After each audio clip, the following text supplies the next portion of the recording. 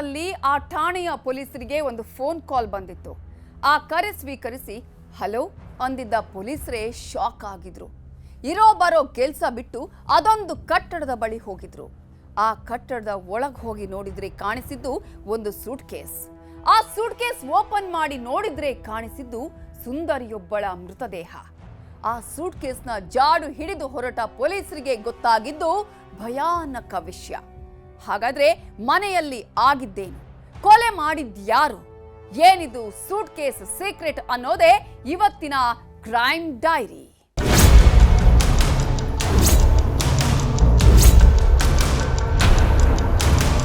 ಬೆಂಗಳೂರಿನಲ್ಲಿ ಭಯಾನಕ, ಭೀಭತ್ಸ, ಭಯಂಕರ ಮರ್ಡರ್.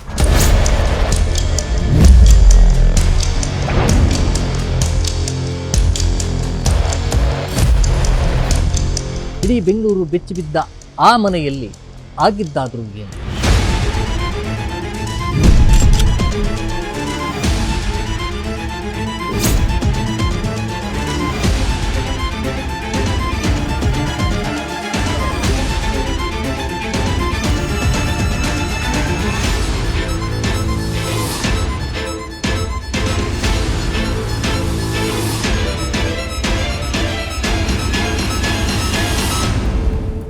ಸಂಜೆ ಹೊತ್ತು ಸೂರ್ಯ ಮರೆಯಾಗಿ ಈಗಷ್ಟೇ ಕತ್ತಲು ಆವರಿಸಿತ್ತು. ಇಂತಹ ಸಮಯದಲ್ಲಿ ಅದೊಂದು ಮನೆಯ ಬಳಿ ಪೊಲೀಸರು ಆಗಮಿಸ್ತಾರೆ. ಇದೇನಪ್ಪ, ನಮ್ಮ ಏರಿಯಾಗೆ ಪೊಲೀಸರು ಎಂಟ್ರಿ ಕೊಟ್ಟವರೇ ಅಂತ ಏರಿಯಾದ ಜನ ಶಾಕ್ ಆಗ್ತಾರೆ. ನೇರವಾಗಿ ಅದೊಂದು ಮನೆಯ ಮೊದಲ ಮಹಡಿಗೆ ಹೋಗ್ತಾರೆ. ಮೊದಲ ಮಹಡಿಯ ಮನೆಗೆ ಹೋಗಿದ್ದ ಪೊಲೀಸರು ಕೆಲ ನಿಮಿಷಗಳಲ್ಲಿ ವಾಪಸ್ ಆಗಿದ್ರು.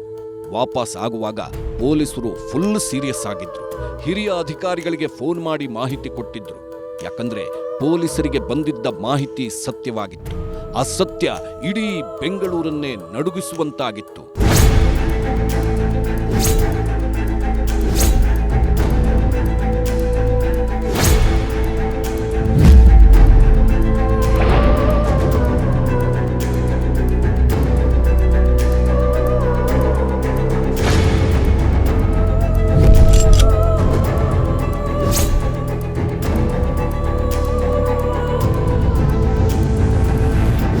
ಮಾರ್ಚ್ 27ನೇ ತಾರೀಕು ಸಂಜೆ 5:30 ಸುಮಾರಿಗೆ ಹುಳಿಮಾವು ಪೊಲೀಸ್ ಸ್ಟೇಷನ್ಗೆ ಒಂದು ಫೋನ್ ಕಾಲ್ ಬಂದಿತ್ತು. ಇದೇ ಕಟ್ಟಡದ ಮಾಲೀಕರೊಬ್ಬರು ಪೊಲೀಸರಿಗೆ ಕರೆ ಮಾಡಿದ್ರು. ಸ್ವಾಮಿ, ಮನೆಯಲ್ಲಿ ನಡೀಬಾರ್ದು, ನಡೆದ್ಬಿಟ್ಟಿದೆ, ಮನೆ ಬಾಗಿಲು ಓಪನ್ ಮಾಡ್ತಿಲ್ಲ, ಏನಾಗ್ತಿದೆ ಅಂತ ಗೊತ್ತಾಗ್ತಿಲ್ಲ, ಪ್ಲೀಸ್ ಬನ್ನಿ ಸ್ವಾಮಿ ಅಂತ ಫೋನ್ ಮಾಡಿ ಕರೆದಿದ್ರು. ಇದರಿಂದ ಹುಳಿಮಾವು ಪೊಲೀಸರು ತಡ ಮಾಡದೆ ಸೀದಾ ದೊಡ್ಡ ಕಮ್ಮನಹಳ್ಳಿಗೆ ಬಂದಿದ್ರು. ದೊಡ್ಡ ಕಮ್ಮನಹಳ್ಳಿಯ 1 ಅಂತಸ್ತಿನ ಮನೆಗೆ ಎಂಟ್ರಿ ಕೊಟ್ಟಿದ್ರು. ಬಳಿಕ ನೇರವಾಗಿ ಮೊದಲ ಮಹಡಿಗೆ ಹೋಗಿ ನೋಡ್ತಾರೆ. ಆದ್ರೆ ಮನೆಯ ಬಾಗಿಲು ಲಾಕ್ ಆಗಿತ್ತು. ಹೀಗಾಗಿ ಪೊಲೀಸರು ಮನೆ ಬೀಗ ಮುರಿದು ಒಳಗೋಗಿ ನೋಡ್ತಾರೆ. ಒಳಗೋಗಿ ನೋಡಿದ್ರೆ ಏನೇನೂ ಕಾಣಿಸಲ್ಲ. ಮನೆಯ ಬಾತ್ರೂಮ್ನಲ್ಲಿ ಹೋಗಿ ನೋಡಿದ್ರೆ ಅಲ್ಲೊಂದು ಟ್ರಾಲಿ ಸೂಟ್ ಕೇಸ್ ಇತ್ತು.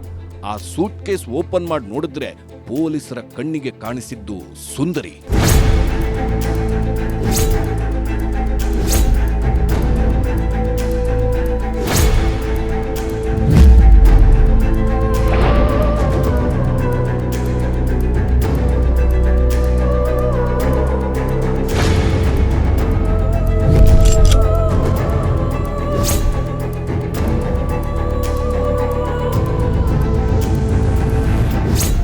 ಸೂಟ್ಗೆ ಸೇರಿದ್ದ ಅಪ್ಸರೆ ಜೀವಂತವಾಗಿರಲಿಲ್ಲ.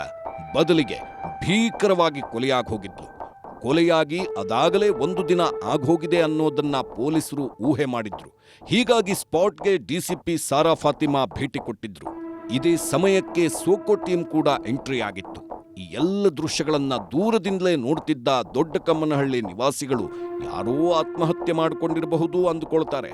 ಆದರೆ ಅದು ಆತ್ಮಹತ್ಯೆಯಲ್ಲ, ಬದಲಿಗೆ ನಡೆದಿರೋದು ಗೃಹಿಣಿಯೊಬ್ಬರ ಕಗ್ಗೊಲೆ.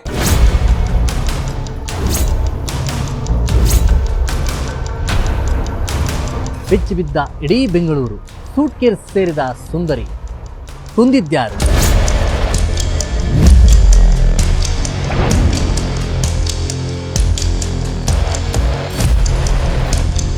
ಕೈಕಾಲುಗಳು ಕಟ್, ಕುತ್ತಿಗೆ ಕಚಕ್. ಅಸಲಿಗೆ ಆ ಮನೆಯಲ್ಲಿ ಆಗಿದ್ದಾದ್ರೇನು?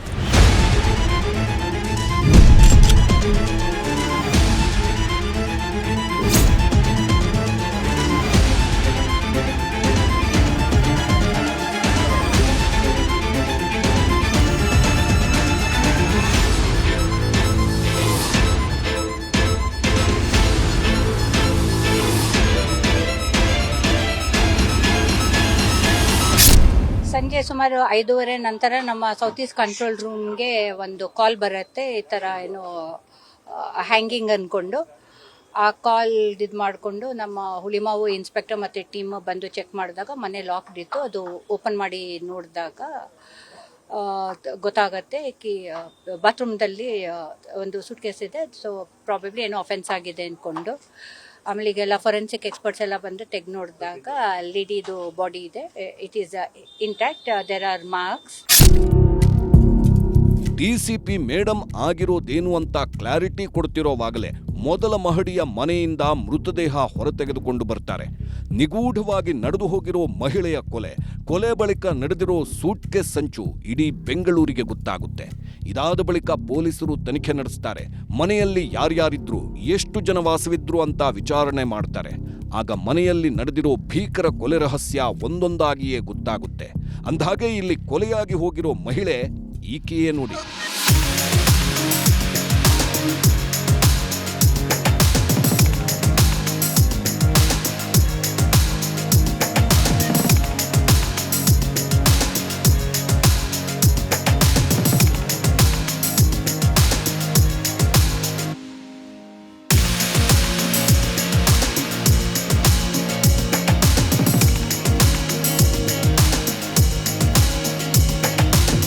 ನೋಡೋಕೆ ಅಂದದ ಗೊಂಬೆ, ಚಂದದ ಚೆಲುವೆ, ಅಪ್ಸರೆ, ಅಂದಗಾತಿ. ಈಕೆಯೇ ಸೂಟ್ಕೇಸ್ನಲ್ಲಿ ಶವವಾಗಿ ಸಿಕ್ಕಿರೋದು.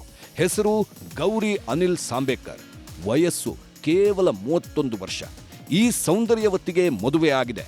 ಆ ಮನ್ಮಥ ಈತನೇ ನೋಡಿ.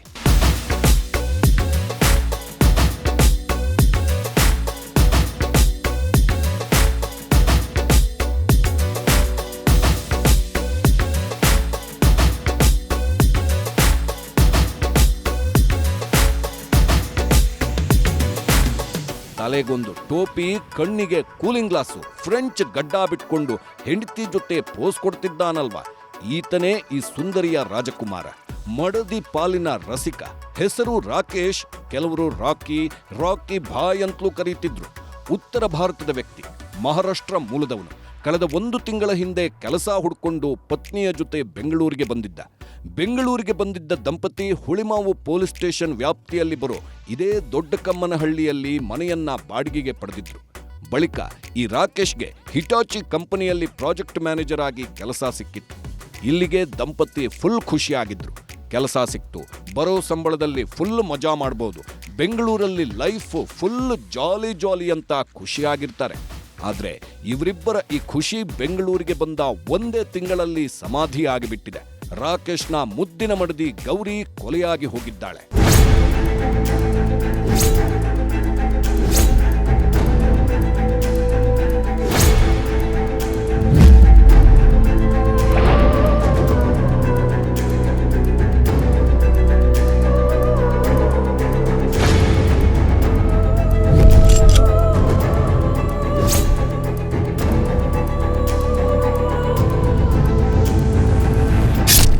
ಈಗ ತನಿಖೆ ಮಾಡ್ತೀವಿ ಏನಾಯ್ತು ಅಂದ್ಕೊಂಡು ಅವರು ಸಿಕ್ಕಿದ್ದಾರೆ. ಇವರಿಬ್ರು 2 ವರ್ಷ ಆಗಿದೆ ಮದುವೆ ಆಗಿ, ಮಹಾರಾಷ್ಟ್ರದವರು. ಇಲ್ಲಿ ಹೋದ ತಿಂಗಳು ಬಂದಿದ್ರು ಜಾಬ್ ಮಾಡೋಕ್ಕೆ. ಅವರು IT-ದಲ್ಲಿ ಪ್ರಾಜೆಕ್ಟ್ ಮ್ಯಾನೇಜರ್ ಆಗಿ ಹಿಟಾಚಿ ಕಂಪ್ನಿದಲ್ಲಿ ಏನೋ ಕೆಲಸ ಮಾಡ್ತಾ ಇದ್ದಾರೆ. ಅವರು ಹೌಸ್ ವೈಫ್ ಇದ್ರು, ಜಾಬ್ ಹುಡುಕ್ತಾ ಇದ್ರು ಅಂತೆ. ಪ್ರಿಯ ವೀಕ್ಷಕರೇ, ಈ ಮನೆಯಲ್ಲಿದ್ದಿದ್ದು ಗೌರಿ ಮತ್ತು ರಾಕೇಶ್ ಮಾತ್ರ. ಮದುವೆಯಾಗಿ 2 ವರ್ಷ ಅಷ್ಟೇ ಆಗಿರೋದು. ಈಗಷ್ಟೇ ಹೊಸ ಬದುಕು ಕಟ್ಕೊಳ್ತಿದ್ರು. ಮಾಸ್ ಕಮ್ಯುನಿಕೇಶನ್ ಓದಿದ್ದ ಈ ಗೌರಿಯೂ ಕೂಡ ಕೆಲಸ ಹುಡುಕ್ತಿದ್ಲು. ಅಷ್ಟರಲ್ಲೇ ಕೊಲೆಯಾಗಿ ಹೋಗಿದ್ದಾಳೆ. ಆದ್ರೆ ಕೊಲೆ ಮಾಡಿದ್ದು ಯಾರು, ಗೌರಿ ಗಂಡ ಎಲ್ಲಿಗೆ ಹೋದ ಅಂತ ತನಿಖೆ ನಡೆಸಿದಾಗ ಮತ್ತೊಂದು ಶಾಕಿಂಗ್ ವಿಚಾರ ಗೊತ್ತಾಗುತ್ತೆ. ಏನಪ್ಪಾ ಅಂದ್ರೆ, ಇಲ್ಲಿ ಗೌರಿಯನ್ನ ಭೀಕರವಾಗಿ ಕೊಲೆ ಮಾಡಿರೋದು ಬೇರೆ ಯಾರೂ ಅಲ್ಲ, ಗೌರಿಯ ಗಂಡ ರಾಕೇಶ್. ಇದೇ ರಾಕ್ಷಸ ರಾಕೇಶ್.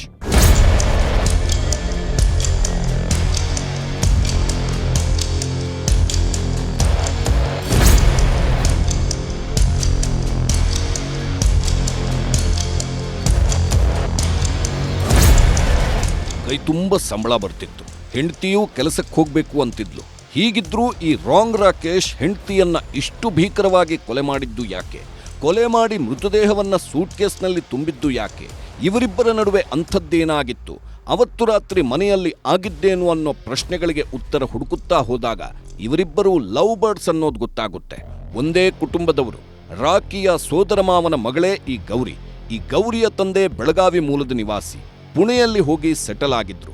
ಆದ್ರೆ ವಿಧಿ ವಿಪರ್ಯಾಸ, ಗೌರಿ 5 ವರ್ಷದ ಚಿಕ್ಕ ಮಗುವಿದ್ದಾಗ ತಂದೆ ಸಾವಿನ ಮನೆ ಸೇರಿಬಿಡ್ತಾರೆ. ಬಳಿಕ ಮಗಳನ್ನ ತಾಯಿಯೇ ಮುದ್ದಾಗಿ ಸಾಕ್ತಾರೆ. ಕಷ್ಟಪಟ್ಟು ದುಡಿದು ಮಗಳನ್ನ ಓದಿಸ್ತಾರೆ, ಮಾಸ್ ಕಮ್ಯುನಿಕೇಶನ್ ಕೂಡ ಮಾಡಿಸ್ತಾರೆ.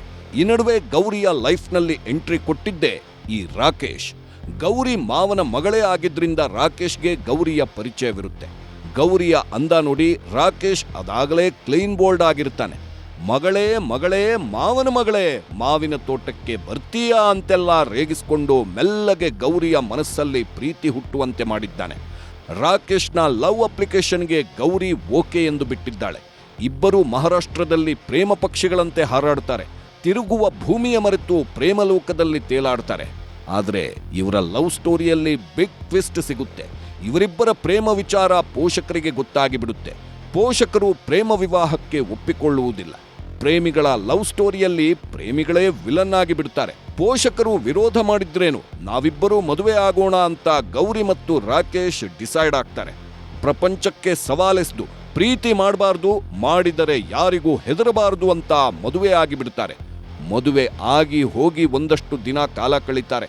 ಆದ್ರೆ ಅದ್ಯಾಕೋ ಗೌರಿಗೆ ಗಂಡನ ಮನೆ ಅಡ್ಜಸ್ಟ್ ಆಗಿರಲಿಲ್ಲ. ಹೀಗಾಗಿ ಈ ಲವ್ ಬರ್ಡ್ಸ್ ಮಹಾರಾಷ್ಟ್ರದಿಂದ ನೇರವಾಗಿ ಬೆಂಗಳೂರಿಗೆ ಹಾರಿ ಬರ್ತಾರೆ. ನಾವಿಬ್ಬರೂ ಚೆನ್ನಾಗಿ ಬದುಕಿ ತೋರಿಸ್ತೀವಿ ನೋಡಿ ಎಂದು ಎಲ್ಲರಿಗೂ ಸವಾಲು ಹಾಕಿ ಬೆಂಗಳೂರಿಗೆ ಕಾಲಿಡುತ್ತಾರೆ. ಆದ್ರೆ ಬೆಂಗಳೂರಿಗೆ ಕಾಲಿಟ್ಟ ಒಂದೇ ತಿಂಗಳಲ್ಲಿ ರಾಕಿ ರಾಕ್ಷಸ ಆಗಿದ್ದಾನೆ. ಗೌರಿ ಶವವಾಗಿ ಸೂಟ್ಕೇಸ್ ಸೇರಿಬಿಟ್ಟಿದ್ದಾಳೆ.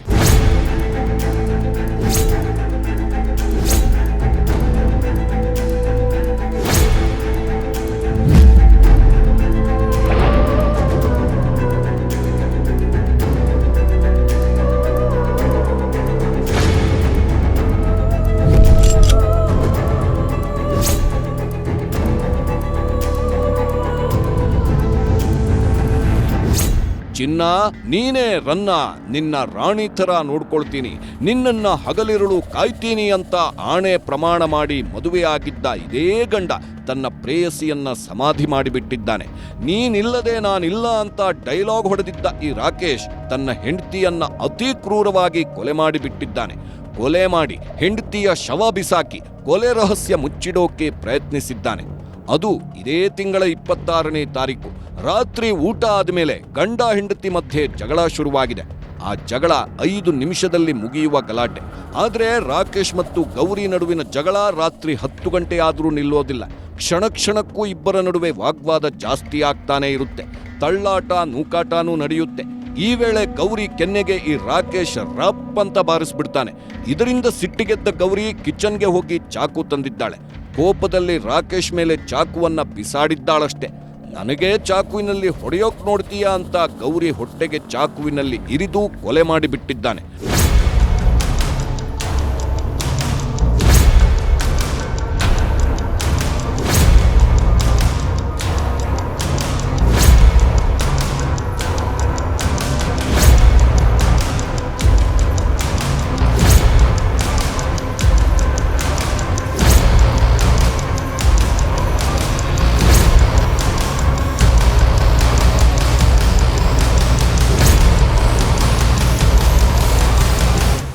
ರಕ್ತದ ಮಡುವಿನಲ್ಲಿ ಬಿದ್ದಿದ್ದ ಹೆಂಡತಿಯನ್ನ ನೋಡಿ ಈ ರಾಕೇಶ್ ಭಯಗೊಂಡಿದ್ದಾನೆ. ಕೊಲೆ ವಿಷಯ ಹೊರಗಡೆ ಗೊತ್ತಾದ್ರೆ ಏನು ಮಾಡೋದು? ಹೇಗಾದ್ರೂ ಈ ಕೊಲೆ ಕೇಸ್ನಿಂದ ತಾನು ಬಚಾವಾಗಬೇಕು. ಹಾಗೆ ಬಚಾವಾಗಬೇಕು ಅಂದ್ರೆ ಡೆಡ್ ಬಾಡಿಯನ್ನ ಬಿಸಾಡಬೇಕು. ಡೆಡ್ ಬಾಡಿ ಬಿಸಾಡೋಕೆ ಟ್ರಾಲಿ ಇರೋ ಸೂಟ್ ಕೇಸ್ ಇದ್ರೆ ಈಸಿಯಾಗಿ ಡೆಡ್ ಬಾಡಿ ಬಿಸಾಡಬಹುದು ಅಂತ ಆಲೋಚನೆ ಮಾಡ್ತಾನೆ. ಅದರಂತೆ ಮನೆಯಲ್ಲಿದ್ದ ಸೂಟ್ ಕೇಸ್ ತಂದು ಸೂಟ್ ಕೇಸ್ನಲ್ಲಿ ಹೆಂಡತಿಯ ಮೃತದೇಹ ತುಂಬುತ್ತಾನೆ. ಆದ್ರೆ ಇವನ ಸೂಟ್ ಕೇಸ್ ಪ್ಲಾನ್ ಸ್ವಲ್ಪದರಲ್ಲೇ ಫೇಲ್ ಆಗಿ ಹೋಗುತ್ತೆ.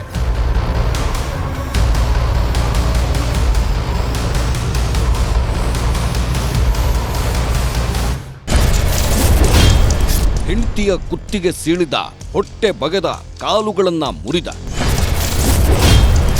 ಮೃತದೇಹವನ್ನ ಸೂಟ್ ಕೇಸ್ನಲ್ಲಿ ತುಂಬಿದ ಪಾಪಿ ಓಡಿದ್ದು ಎಲ್ಲಿಗೆ?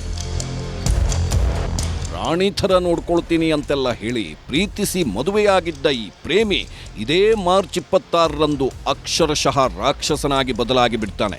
ಹೆಂಡತಿ ಚಾಕುವಿನಲ್ಲಿ ಹೊಡೆಯೋಕೆ ಬಂದ್ಲು ಅಂತ ತನ್ನವಳನ್ನೇ ಕೊಲೆ ಮಾಡ್ತಾನೆ. ಕ್ರೌರ್ಯ ಮೆರೆದಿದ್ದಾನೆ. ಹೆಂಡತಿ ಎಸೆದ ಚಾಕುವನ್ನೇ ಎತ್ಕೊಂಡು ಹೆಂಡತಿಯ ಹೊಟ್ಟೆಗೆ ಇರಿದಿದ್ದಾನೆ. ನಂತರ ಹೆಂಡತಿಯ ಕುತ್ತಿಗೆ ಕೊಯ್ದು ಕೇಕೆ ಹಾಕಿದ್ದಾನೆ. ಇದಾದ ಬಳಿಕ ಸೂಟ್ಕೇಸ್ನಲ್ಲಿ ಶವ ಸಾಗಿಸಿ ಎಲ್ಲಾದರೂ ಶವ ಬಿಸಾಕೋ ಪ್ಲಾನ್ ಮಾಡ್ತಾನೆ. ಲಗೇಜ್ ತುಂಬುವ ದೊಡ್ಡದಾದ ಸೂಟ್ಕೇಸ್ ಕೂಡ ತಂದಿದ್ದಾನೆ. ಆ ಸೂಟ್ಕೇಸ್ನಲ್ಲಿ ಹೆಂಡತಿಯನ್ನ ತುಂಬೋಕೆ ಆಕೆಯ ಕೈಕಾಲುಗಳನ್ನು ಕಟ್ ಮಾಡಿದ್ದಾನೆ. ಬಳಿಕ ಸೂಟ್ಕೇಸ್ಗೆ ತುಂಬಿ ಮನೆಯಿಂದ ಹೊರ ಎತ್ಕೊಂಡು ಬರೋಕೆ ಟ್ರೈ ಮಾಡ್ತಾನೆ. ಆದರೆ ಸೂಟ್ಕೇಸ್ನ ಹಿಡಿ ಕಟ್ಟಾಗಿ ಹೋಗುತ್ತೆ. ಇಲ್ಲಿ ಹಂತಕನ ಪ್ಲಾನ್ ಫೇಲ್ ಆಗಿಬಿಡುತ್ತೆ. ಯಾವಾಗ ಸೂಟ್ಕೇಸ್ನ ಹಿಡಿ ಕಟ್ಟಾಗುತ್ತೋ ಸೂಟ್ಕೇಸ್ನ ಬಾತ್ರೂಮ್ನಲ್ಲಿಟ್ಟಿದ್ದಾನೆ. ಏನು ಮಾಡೋದು ಅಂತ ಕೆಲಕಾಲ ಆಲೋಚನೆ ಮಾಡ್ತಾನೆ. ಆದರೆ ಶವ ಸಾಗಿಸೋ ಯಾವ ಪ್ಲಾನ್ ಕೂಡ ತಲೆಗೆ ಬರೋದಿಲ್ಲ. ಹೀಗಾಗಿ ಇಲ್ಲಿಂದ ಎಸ್ಕೇಪ್ ಆಗೋ ಪ್ಲಾನ್ ಮಾಡ್ತಾನೆ. ಫಿನಾಯ್ಲ್ ಹಾಕಿ ಮನೆ ಕ್ಲೀನ್ ಮಾಡಿ ಎಸ್ಕೇಪ್. ಕೊಲೆ ಮಾಡಿದ ಬಳಿಕ ರಾಕೇಶ್ಗೆ ಕೈಕಾಲು ಒಂದ್ ಕಡೆ ನಿಲ್ಲೋದಿಲ್ಲ, ತಲೆ ಓಡೋದಿಲ್ಲ. ಹೀಗಾಗಿ ಮನೆಯಲ್ಲಿ ಚೆಲ್ಲಿದ್ದ ನೆತ್ತರನ್ನ ಮೊದಲು ನೀಟಾಗಿ ಕ್ಲೀನ್ ಮಾಡ್ತಾನೆ. ಬಳಿಕ ಫಿನಾಯ್ಲ್ ತಂದು ಮನೆ ತೊಳಿತಾನೆ. ಬಳಿಕ ಸೂಟ್ಕೇಸ್ ಎತ್ಕೊಂಡು ಹೋಗಿ ಕಾರ್ನಲ್ಲಿಡೋದಕ್ಕೆ ಮತ್ತೊಮ್ಮೆ ಟ್ರೈ ಮಾಡ್ತಾನೆ. ಆದರೆ ಆಗಲ್ಲ. ಮನೆ ಕ್ಲೀನ್ ಮಾಡಿ ಮೃತದೇಹ ಸಮೇತ ಎಸ್ಕೇಪ್ ಆಗಬೇಕು ಅಂತ ಅಂದುಕೊಂಡಿದ್ದ ರಾಕೇಶ್ನ ಪ್ಲಾನ್ ಫ್ಲಾಪ್ ಆಗುತ್ತೆ. ಇದರಿಂದ ಸ್ವಲ್ಪ ಹೊತ್ತು ಮನೆಯಲ್ಲೇ ಕೂತ್ಕೊಳ್ತಾನೆ. ಬಳಿಕ ಮಧ್ಯರಾತ್ರಿ 12 ಗಂಟೆ ಸುಮಾರಿಗೆ ಮನೆಗೆ ಬೀಗ ಹಾಕ್ಕೊಂಡು ಹೊರಬರ್ತಾನೆ. ಹೊರಬಂದವನು ಕಾರ್ ಹತ್ತಿ ಇಲ್ಲಿಂದ ಜೂಟಾಗಿ ಬಿಡ್ತಾನೆ. ಇಷ್ಟೆಲ್ಲ ನಡೆದಿದ್ರೂ ಮಾಲೀಕರಿಗೆ ಗೊತ್ತಾಗೋದೇ ಇಲ್ಲ. ಶವ ಮನೆಯ ಮೇಲೆಯೇ ಇದೆ. ಮನೆಯ ಮೇಲೆಯೇ ಕೊಲೆ ನಡೆದಿದೆ. ಮನೆಯ ಪಕ್ಕದಲ್ಲೇ ಮಹಿಳೆಯನ್ನ ಭೀಕರವಾಗಿ ಹತ್ಯೆ ಮಾಡಲಾಗಿದೆ ಅನ್ನೋದು ಯಾರಿಗೂ ಗೊತ್ತಾಗಲ್ಲ. ಇಡೀ ದಿವಸ ಸೂಟ್ಕೇಸ್ನಲ್ಲಿ ಮೃತದೇಹ ಇರುತ್ತೆ.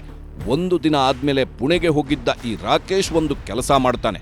ತಾನು ಎಸ್ಕೇಪ್ ಆಗಿದ್ದೀನಿ, ನನ್ನ ಯಾರೂ ಹಿಡಿದುಕೊಳ್ಳಲು ಆಗಲ್ಲ ಎಂದುಕೊಂಡೋ ಏನೋ ತಾನು ವಾಸವಿದ್ದ ಕೆಳಗಿನ ಮನೆಯವರಿಗೆ ಫೋನ್ ಮಾಡಿದ್ದಾನೆ. ನನ್ನ ಹೆಂಡತಿ ಮನೆಯಲ್ಲಿ ಆತ್ಮಹತ್ಯೆ ಮಾಡಿಕೊಂಡಿದ್ದಾಳೆ, ಒಂದು ಚೂರು ನೋಡಿ ಎಂದಿದ್ದಾನೆ. At the same time Gauri ಅಣ್ಣನಿಗೂ ಫೋನ್ ಮಾಡಿದ್ದಾನೆ. ನಿನ್ನ ತಂಗಿ ಸತ್ತು ಹೆಣವಾಗಿದ್ದಾಳೆ, ಹೋಗಿ ಅಂತ್ಯಕ್ರಿಯೆ ಮಾಡಿ ಅಂಥೇಳಿ ಕಾಲ್ ಕಟ್ ಮಾಡ್ತಾನೆ. ಯಾವಾಗ ಈ ರಾಕೇಶ್ ಗೌರಿ ಆತ್ಮಹತ್ಯೆ ಮಾಡಿಕೊಂಡಿದ್ದಾಳೆ ಅಂತ ತಾನು ವಾಸವಿದ್ದ ಕೆಳಮನೆಯವರಿಗೆ ಹೇಳ್ತಾನೋ ಆಗ ಕೊಲೆ ರಹಸ್ಯ ಗೊತ್ತಾಗುತ್ತೆ. ಬಾಡಿಗೆಗೆ ಇದ್ದ ನಿವಾಸಿಗಳು ರಾಕೇಶ್ ಈ ಥರ ಕಾಲ್ ಮಾಡಿದ್ದಾನೆ, ಏನ್ ಮಾಡೋದು ಅಂತ ಮನೆ ಮಾಲೀಕರಿಗೆ ಕಾಲ್ ಮಾಡಿದ್ದಾರೆ. ಮನೆ ಮಾಲೀಕರು ಸೀದಾ ಪೊಲೀಸರಿಗೆ ಕಾಲ್ ಮಾಡಿದ್ದಾರೆ. ಪೊಲೀಸರು ಮನೆ ಬಳಿ ಬಂದು ನೋಡಿದಾಗಲೇ ಗೊತ್ತಾಗೋದು ಇದೊಂದು ಭೀಕರ ಕೊಲೆ ಅನ್ನೋದು. ಕೊಲೆ ಮಾಡಿ ಸೂಟ್ಕೇಸ್ ತುಂಬಿದ್ದಾನೆ ಅನ್ನೋದು. ಇಷ್ಟೇ ಅಲ್ಲ, ಗಂಡನೇ ಕೊಲೆ ಮಾಡಿರೋದಾಗಿ ಪೊಲೀಸರಿಗೆ ಮಾಹಿತಿ ಸಿಗುತ್ತೆ. ಹೀಗಾಗಿ ರಾಕೇಶ್ಗಾಗಿ ಹುಳಿಮಾವು ಪೊಲೀಸರು ತಡಕಾಡ್ತಾರೆ. ರಾಕೇಶ್ ಫೋನ್ ನಂಬರ್ ಟ್ರೇಸ್ ಮಾಡ್ತಾರೆ. ಆಗ ರಾಕೇಶ್ ಫೋನ್ ನಂಬರ್ ಪುಣೆಯಲ್ಲಿ ಆಕ್ಟಿವ್ ಆಗಿರೋದು ಗೊತ್ತಾಗುತ್ತೆ. ತಕ್ಷಣ ಪುಣೆ ಪೊಲೀಸರನ್ನ ಹುಳಿಮಾವು ಪೊಲೀಸರು ಸಂಪರ್ಕಿಸ್ತಾರೆ. ಆಗ ರಾಕೇಶ್ನನ್ನ ಹುಡುಕೊಂಡು ಪುಣೆ ಪೊಲೀಸರು ಹೋಗ್ತಾರೆ. ಹಂತಕನ ಹುಡುಕಿ ಹೋದ ಖಾಕಿಗೆ ಕಾದಿತ್ತು ಶಾಕ್. ಹೆಂಡತಿ ಕೊಲೆ ಮಾಡಿ ಪುಣೆಗೆ ಜೂಟಾಗಿದ್ದ ಈ ರಾಕೇಶ್ಗೆ ಪಾಪ ಪ್ರಜ್ಞೆ ಕಾಡಿದೆ. ಕೊನೆಯ ಉಸಿರು ಇರೋ ತನಕ ಜೊತೆಯಲ್ಲಿರ್ತೀನಿ ಅಂತ ಪ್ರಾಮಿಸ್ ಮಾಡಿದ್ದೆ, ಆದ್ರೆ ನಾನೇ ನನ್ನ ಹೆಂಡತಿಯನ್ನ ಕೊಂದುಬಿಟ್ಟೆ ಅಂತ ವಿಷ ಸೇವಿಸಿದ್ದಾನೆ. ಇವನು ವಿಷ ಕುಡಿದ ಕೆಲ ಹೊತ್ತಲ್ಲೇ ಪುಣೆ ಪೊಲೀಸರು ಎಂಟ್ರಿ ಕೊಟ್ಟಿದ್ದಾರೆ. ನಂತರ ರಾಕೇಶ್ನನ್ನ ಆಸ್ಪತ್ರೆಗೆ ಸೇರಿಸಿ ಚಿಕಿತ್ಸೆ ಕೊಡಿಸಿದ್ದಾರೆ. ಸುಂದರಿಯ ಲೆಕ್ಕಾಚಾರವೇ ಉಲ್ಟಾ ಆಗಿತ್ತ. ಇನ್ನು ಹಾಗೆ ನೋಡ್ಕೊಳ್ತೀನಿ ಹೀಗೆ ನೋಡ್ಕೊಳ್ತೀನಿ ಅಂತ ಹೇಳಿ ಈ ಗೌರಿಯನ್ನ ರಾಕೇಶ್ ಮದುವೆ ಆಗಿರ್ತಾನೆ. ಮದುವೆ ಆದ್ಮೇಲೆ ಹಾಗಿರ್ಬೋದು ಹೀಗಿರ್ಬೋದು ಅಂತ ಈ ಗೌರಿ 10 ಕನಸು ಕಂಡಿರ್ತಾಳೆ. ಆದ್ರೆ ಮದುವೆ ಆದ್ಮೇಲೆ ಇವಳು ಕನಸು ಕಂಡಂತೆ ಇರಲಿಲ್ಲ. ಅದು ಕೂಡ ರಾಕೇಶ್ ಆಗಷ್ಟೇ ಕೆಲಸಕ್ಕೆ ಸೇರಿದ್ದ. ರಾಕೇಶ್ ದುಡಿತಿದ್ದ ಹಣ ಸಾಕಾಗಿಲ್ಲ ಅನ್ಸುತ್ತೆ. ಅಲ್ಲದೆ ಮನೆ ಕೆಲಸವನ್ನ ಈಕೆಯೇ ಮಾಡಬೇಕಿತ್ತು. ಹೀಗಾಗಿ ಚೆನ್ನಾಗಿ ಓದಿ ಬೆಳೆದಿರೋ ನಾನು ಮನೆ ಕೆಲಸ ಮಾಡ್ಕೊಂಡಿರ್ಬೇಕಾ ಅಂತ ಗಂಡನ ಜೊತೆ ಆಗಾಗ ಗಲಾಟೆ ಮಾಡಿದ್ದಾಳೆ. ಸುಖವಾಗಿ ಬೆಳೆದಿದ್ದ ಗೌರಿಗೆ ರಾಕೇಶ್ ಜೊತೆಗಿನ ಜೀವನ ಕಷ್ಟ ಅನ್ನಿಸುತ್ತೆ. ಹೀಗಾಗಿ ಇಬ್ಬರ ನಡುವೆ ಹೊಂದಾಣಿಕೆ ಇರೋದಿಲ್ಲ. ಕೊನೆಗೆ ಅದೇ ಕಾರಣಕ್ಕೆ ಇಲ್ಲಿ ಗೌರಿ ಸೂಟ್ಕೇಸ್ನಲ್ಲಿ ಹೆಣವಾಗಿದ್ದಾಳೆ.